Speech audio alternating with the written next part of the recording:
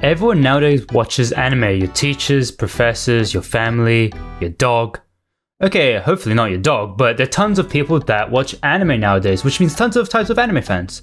And by far the biggest portion of anime fans falls under the category, the casual. Whether you're new to anime, grew up watching one or two anime, or just simply watch anime from time to time, there is one thing that defines a casual anime fan. That's that they haven't watched much anime. And this isn't to be confused with the closeted anime fan who pretends to not watch much anime. And this is because they know what other anime fans are like, or because they'd get bullied, so they don't show their true selves. But there is a way to pull them out of the closet by referencing an anime show. Hey Jake, I just started watching the best swimming anime. Have you ever heard of Free before? Have you ever heard of Free before? Yes, basically just a real life tsundere.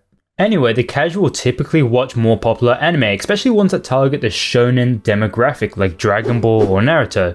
And despite shonen meaning boy in Japanese, shonen anime isn't particularly limited to boys. And in fact, there are tons of girls who watch shonen, such as Spy X Family or Jujutsu Kaisen. And seeing how many female viewers I have, maybe I should be using more Jujutsu Kaisen clips. Talking about clips, typically the most a casual anime fan interacts with the anime community would be through watching anime clips on YouTube or TikTok. Also, anime really won't impact a casual anime fan's life choices. Being smart enough to avoid the stinky mess that's called an anime convention. The anime casual also doesn't feel the need to keep up with the meme culture of the anime community, not feeling pressured to watch anime that other anime fans might feel the need to watch. Basically me with JoJo. But most importantly, they seem to have a life, which is something that next type of anime fan on this list doesn't really have. The Elitist. Although they used to be a lot more prevalent in the dark ages of anime when anime wasn't so mainstream, I can assure you they still exist. Elitists will typically have a more hipster-like taste that's stray away from the mainstream. These people's favorite shows would be something like Haiba no Renmei, Legend of the Galactic Heroes, Tatami Galaxy, Mushishi, and to be fair, all great shows that I definitely haven't watched, but to put it simply, all their shows are essentially going to be either very unique, different, or simply older anime. And this will differ from an average anime fan's favorite shows. And honestly, this is fine, right? Just preferences.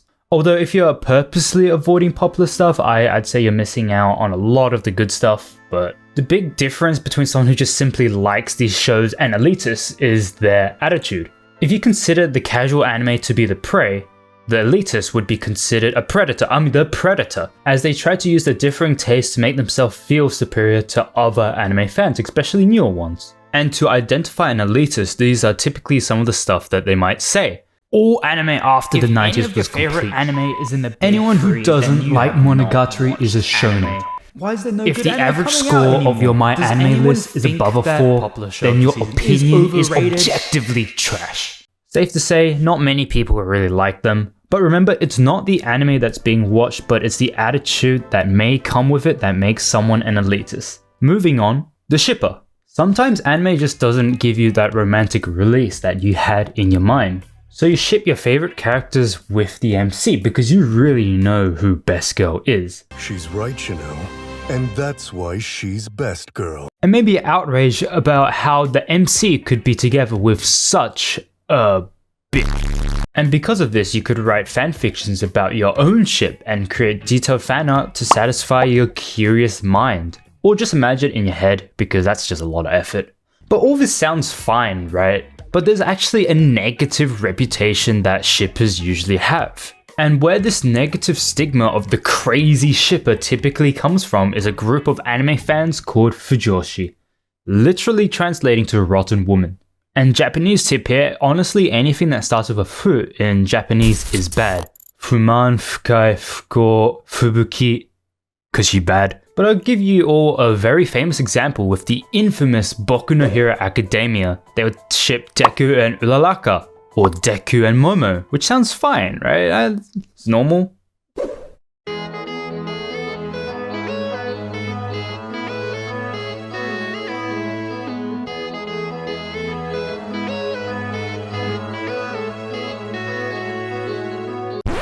What the actual And keep in mind, spoilers not spoilers, but there is no point in the series where Bakugo said that he was gay. So how does this happen? I don't know, but what is scary is that not the artworks being created, although I do feel like something similar to my virginity was taken when I saw these photos, but the arguably bigger problem is that shippers were sending death threats to anyone who opposed their shipping. Just remember that the one that hates the shipper fan the most is the shipper that ships another ship. And My Hero Academia is not alone in this. In fact, any show that has a potential for intensive shipping is typically an indicator that the fandom is going to be really bad. And even though there's a negative stigma about shipping, honestly, if you're not too weird about this, you're fine. Because even I can see that Naruto and Sasuke had more chemistry than The Manga Reader. Typically, the manga reader that watches anime started in anime, and after steamrolling a ton of anime, they moved to manga, just due to manga being more time efficient or just having a fuller story. By that, I mean actually having an ending. Or maybe they just didn't want to wait for season 2 of that anime that they loved. Man, I wish Promised Neverland got a season 2. Or maybe they're just a sicko that started with manga. Now you can typically find them saying that the manga was better. But there are 3 types of manga readers that I find in the anime community. The first one being the net positive, or the one that really enjoys the anime as well as the manga, and because of that they spread a lot of positivity, contributing to a better and more fun atmosphere. Or the one in the comments section who goes into depth explaining the anime scene with stuff that they'd seen through the manga without spoiling anything. Literal saints. The second one would be the neutral. One that puts their spoilers behind a read more, or just puts spoiler alert, or one that simply reads the manga and watches the anime and that's it, right? Just like a normal person. And this leads into the third type of manga reader, the negative, the ones who spoil everything. I mean, it is literally impossible to watch a Chainsaw Man clip without spoilers, particularly of a very specific character. Or when Attack on Titan was airing, there would be people who are somehow able to correctly determine 100% of what was going to happen in the anime, despite being anime only, to only find out when you click on their profile that they participate in the Attack on Titan manga threads. This happened to me. Yes, I'm ranting. And a lot of the time, they aren't just straight spoiling. For example, if an inconspicuous, innocent, plain-looking character pops up, and then I go to the comments of an anime-only thread to see best girls here. God, I can't believe we're finally seeing her animated. I don't know. It's not the worst, but it's kind of annoying. But overall, manga readers are really cool. It's just sometimes they spoil it for the rest of the community. Next up, the otaku. Otaku means at home, which the Japanese got very correct because the otaku can rarely be found outdoors as they are always at home. An otaku is someone who's into their hobby to an unhealthy degree, which is why they're typically depicted as neets, because their hobby has taken over their whole life completely. Also, they're very knowledgeable as they know what studios create which anime. They know not only who made the Sword Art Online opening, but they know the song name for it as well. They're very in tune with anime and Japan culture, some even knowing the person who created which specific scene from an anime. Their high IQ stat is balanced out by their very low charisma stat. They hardly meet anyone as they are only going out is to the local anime convention to buy some anime merchandise to support their hobby. And after a while, maybe some body pillows and maybe a girlfriend. But for some otakus, this is not enough, so they try to take a step further as they try to learn the motherland language Japanese, with the eventual goal of a pilgrimage to Japan. Starting with a bit of Duolingo and maybe even getting a little more serious with Anki. But in the end, they all realize, Yep.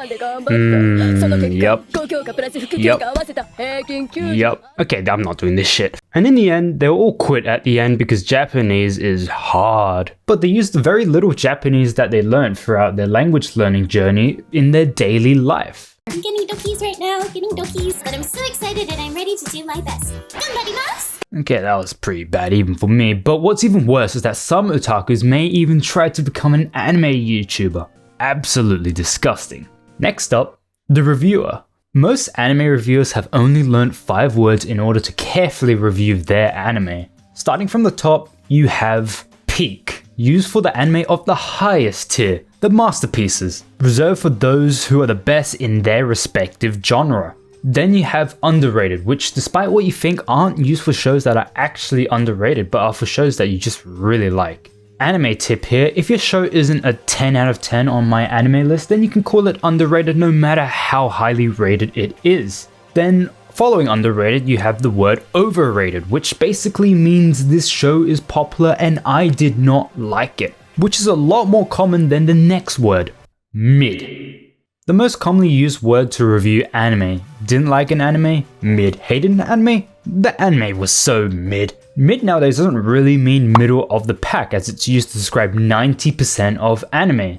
Mid is just really an expression of dislike or boredom. But keep in mind, this one word packs a punch, because calling someone's favorite anime mid can result in fights more gruesome than the shipping wars. Now moving on to the worst of the worst, shit tier. If something is shit tier, then everyone and their mother knows it's bad and nobody is denying it. And honestly, some people enjoy shit tier anime just because of how bad it is. It is truly the bottom of the barrel. Remember, there are no other words besides these 5 to describe anime, unless you're my anime list reviewer, of course. But let's just not talk about them. Now, there are a lot of more types of anime fans, but these are just the ones that stick out to me most. And I think it's important to love all types of anime fans. Okay, most anime fans.